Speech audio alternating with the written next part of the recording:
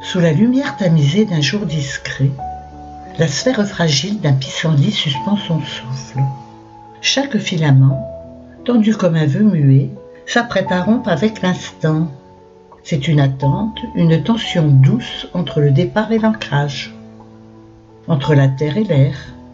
Autour de lui, les herbes folles, fines et longues, le caressent sans le froisser, comme pour lui murmurer qu'il est temps.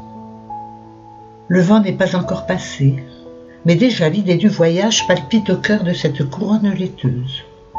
La nature retient son élan, le silence est complice.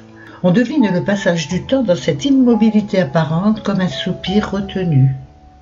C'est un instant suspendu entre le rêve et l'éveil, entre la naissance d'un désir et sa dispersion dans le monde.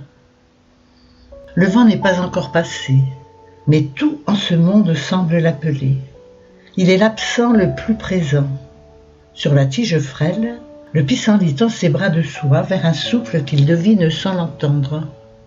Il l'attend comme on attend l'amour ou la fin d'un chagrin, avec ferveur, avec crainte aussi, car le vent est une promesse à double tranchant.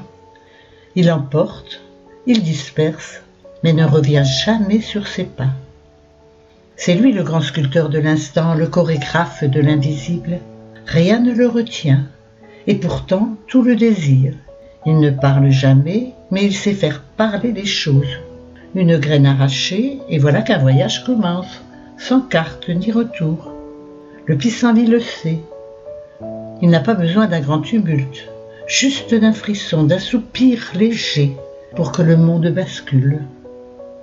Le vent, c'est ce souffle qu'on ne voit pas, mais qui fait exister. Il est l'âme fugitive du paysage, le messager du lointain.